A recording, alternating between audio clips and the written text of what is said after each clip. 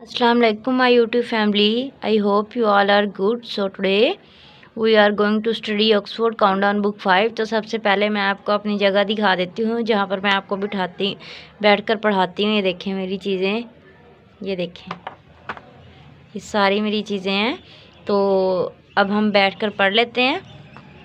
तो countdown book 5 हमने पढ़नी है। चैप्टर नंबर 8 हमने स्टार्ट किया हुआ था, एक्सरसाइज 8B। उसका आज हमने क्वेश्चन स्टार्ट करना है, question number 12। So first of all we read about question number 12। Question number 12 हमें क्या कहता है, हमें क्या बताता है कि हमने करना क्या है। Work out these floor areas by dividing the shape into rectangles. Means ये जो उन्होंने हमें फ्लोर एरियाज़ दी हुई हैं, इनको हमने क्या करना है, इन शेप्स को हमने रेक्टेंगल में डिवाइड करके क्या करेंगे, इनका एरिया फाइंड आउट करना है। कोई भी आपके पास क्वेश्चन गिवन हो, सबसे पहले आपने क्वेश्चन को अच्छी तरह रीड आउट करना है ताकि आपके माइंड में बैठ जाए कि ये हमसे पूछ क्या रहे हैं और हमने इनको फाइंड आउट क्या करके देना है। दोबारा रीड आउट कर लेते हैं। Work out these floor areas by dividing the shape into rectangles. Means हमारे पास ये जो शेप्स हैं इनको हमने रेक्टेंगल में डिवाइड करके इनका एरिया फाइंड आउट करना है। तो first of all what we have to do, सबसे पहले तो आप ये शेप को गौर से देखें। ये शेप दी हुई है इन्होंने, ठीक है, ये कंपोजिट शेप है, एक रेक्टेंगल नहीं है। तो यहाँ पर इसका ये लेंथ है 5 मीटर है, ये 6.5 मीटर है, ये 1.5 मीटर है और ये 3 मीटर है, ठीक है। तो सबसे पहले हम क्या करेंगे, इस शेप्स को 2 लाइनों में डिवाइड कर देंगे। एक लाइन मैंने यहाँ पर लगा दी है, ठीक है, डिवाइड हो गया। अब इसके 2 पोर्शन बन गया, part A and part B, ठीक हो गया। 2 पोर्शन अब इसके बन गया है। अब मैं इसको रेक्टेंगल ए का नाम दूंगी और इसको रेक्टेंगल बी का नाम दूंगी। अब मैं क्या करूंगी, सब फर्स्ट ऑफ ऑल रेक्टेंगल ए का एरिया फाइंड आउट करूंगी, फिर रेक्टेंगल बी का एरिया फाइंड आउट करेंगी। तो दोनों के जो आंसर आएंगे उनको प्लस कर देंगे तो हमारे पास टोटल एरिया निकल आएगा। मेरे ख्याल से आपको यहाँ तक समझ आ गई होगी। तो अब नेक्स्ट हम स्टार्ट करते हैं। हमने क्या करना है, क्वेश्चन मैंने फिर यहाँ पर दोबारा से लिखा हुआ है, मैं आपके लिए बहुत प्यारा सा बना के रखती हूँ। Work out this floor areas by dividing the shape into rectangles, ठीक हो गया। ये मैंने बिल्कुल वही वाली शेप बना कर रखी हुई है आपके लिए ताकि आपको अच्छे तरीके से समझ आ जाए। अब मैं क्या करूँगी, अब मैं इसमें लाइन लगाऊँगी यहाँ पर, ठीक है। ये मैंने इसको 2 हिस्सों में तकसीम कर दिया, शेप को मैंने क्या किया, 2 हिस्सों में तकसीम कर दिया है। ये पार्ट ए हो गया और ये बी हो गया। क्या, अब मैंने इसको 2 नाम दे दिए, rectangle A and rectangle B. तो फर्स्ट ऑफ ऑल हमने क्या करना है, रेक्टेंगल ए का एरिया निकालना है। एरिया निकालने की हम क्या करते हैं, area of rectangle A, rectangle का एरिया हम निकालते हैं तो क्या करते हैं, लेंथ को और ब्रेड्थ को आपस में मल्टीप्लाई करते हैं। हमारे पास लेंथ है और ये क्या है, ब्रेड्थ। तो L multiply by B is equal to L कितना है, 3 मीटर। याद रखिएगा ये जो ऐसे वाली होती है ये लेंथ होती है और ये जो ऐसे वाली होती है ये ब्रेड्थ होती है, ठीक है। L है जी 3 मीटर मल्टीप्लाई ब्रेड्थ क्या है 1.5 मीटर, और ये याद रखना है मीटर मीटर आपने साथ लिखना है। तो अब मैं यहाँ पर साइड पर आपको मल्टीप्लाई करके दिखाऊंगी ताकि आपको ये भी समझ आए कि मैम ने मल्टीप्लाई कैसे किया है। मल्टीप्लाई करेंगे, 3 5 आर 15, 5 1 कैरी, 3 1 आर 3, 3 और 1 4, और ये पॉइंट यहाँ पर एक डिजिट के बाद पॉइंट है, यहाँ पर भी हम एक डिजिट के बाद पॉइंट लिख देंगे तो हमारे पास क्या आंसर आ जाएगा, 4.5 मीटर। मीटर को आपस में मल्टीप्लाई करेंगे तो क्या आएगा, मीटर स्क्वायर, ठीक हो गया।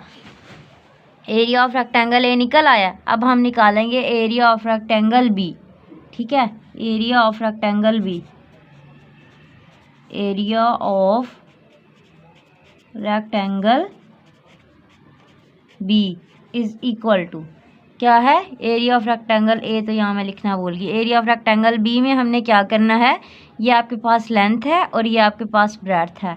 तो क्या करेंगे, L multiply by B is equal to L कितना है, 6.5 मीटर, ठीक हो गया। 6.5 मीटर मल्टीप्लाई करेंगे हम 5 मीटर के साथ, ठीक है। अब आप ये मल्टीप्लाई करना भी अच्छे तरीके से सीख ले। 6.5 को हमने मल्टीप्लाई करना है 5 के साथ। 5 5 जार होते हैं 25, 5 2 कैरी, 5 6 ज़ार 30, 30 में 2 ऐड करेंगे तो क्या हो जाएगा 32। अब यहाँ पर भी एक डिजिट के बाद पॉइंट है, सीधे यहाँ पे एक डिजिट के बाद पॉइंट आ जाएगा तो कितना आ गया 32.5 मीटर स्क्वायर। ये समझ आ गया यहाँ तक। अब हमने क्या करना है, अब इस पूरी शेप का एरिया फाइंड आउट करना है तो हमने क्या करना है, इन दोनों का जो आंसर आया उसको प्लस कर देंगे। देखें कैसे करेंगे, area of rectangle A, area of rectangle A plus area of rectangle B, area of rectangle B. क्या करेंगे, एरिया ऑफ रेक्टेंगल है कितना आया था 4.5 metre square plus 32.5 metre square. अब इन दोनों को साइड पर प्लस कर लेते हैं। 32.5 के नीचे ही मैं 4.5 को प्लस करूँगी।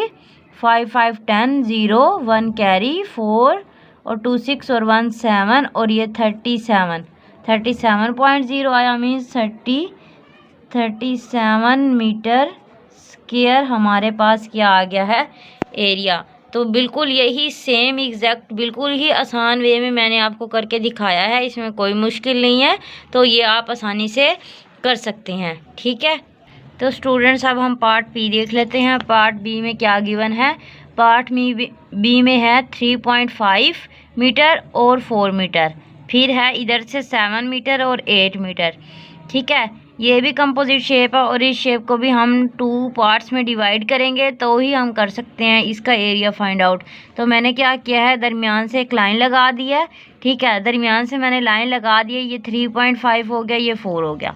ठीक है, अब यहाँ से आपने एक बात गौर से देखने वाली है, जब ये पूरा 8 है ना, ये वाली लाइन पूरी 8 है, जब हमने इसको इस हिस्से में डिवाइड कर दिया, 4 ऊपर चला गया और 4 नीचे चला गया, मीन्स अब 3.5 को हम 4 से मल्टीप्लाई करेंगे, 7 को हमने 8 से नहीं करना, 7 को 4 मीटर के साथ करना है, ये याद रखिएगा आप लोग।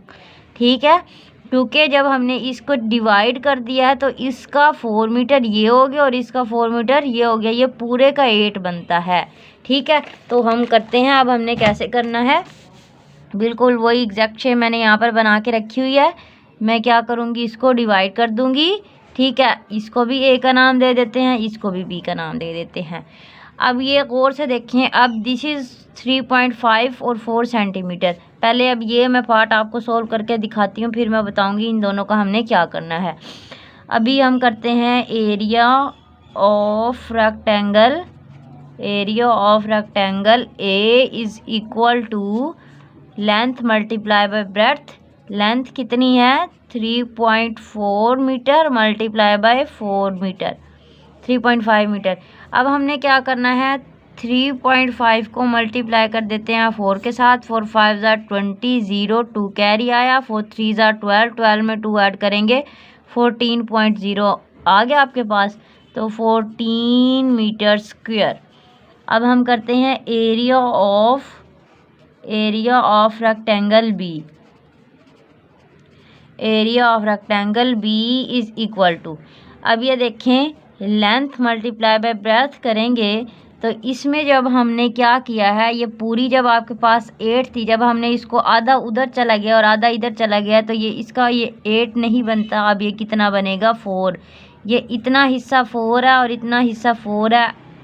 8 मीटर का आधा हिस्सा ऊपर चला गया तो आधा नीचे कितना बचेगा 4। तो यहाँ पर हमारे पास लेंथ कितनी आएगी, ठीक है, इसमें 7 मीटर आएगी और 4 metre, 7 metre multiply by 4 metre, 7 4 ज़ा कितने होते हैं 28 मीटर स्क्वायर, इतना हो गया। अब हमने इन दोनों को क्या करना है, प्लस कर देना है। कैसे करेंगे, area of rectangle A plus area of rectangle B, area of rectangle A plus area of rectangle B. ठीक है, तो एरिया ऑफ रेक्टेंगल हमारे पास कितना आया, ए का 14 metre square plus 28 metre square. ठीक है, यहाँ पर हम 14 में ही 28 को ऐड कर देंगे, 8 4 और 12 2 1 कैरी 2 1 3 और 4 42, तो इसका आंसर क्या आएगा 42 मीटर स्क्वायर। सॉरी 42 तो मैंने लिखा भी नहीं है, ये 42 मीटर स्क्वायर। यहाँ तक समझ आ गया आपको। ये इसी क्वेश्चन में हमारे पास सिर्फ ये 2 पार्ट थे और मैंने ये दोनों ही पार्ट आपको सोल्व करके दिखा दिए हैं। ठीक हो गया। नेक्स्ट अब हम क्या करेंगे,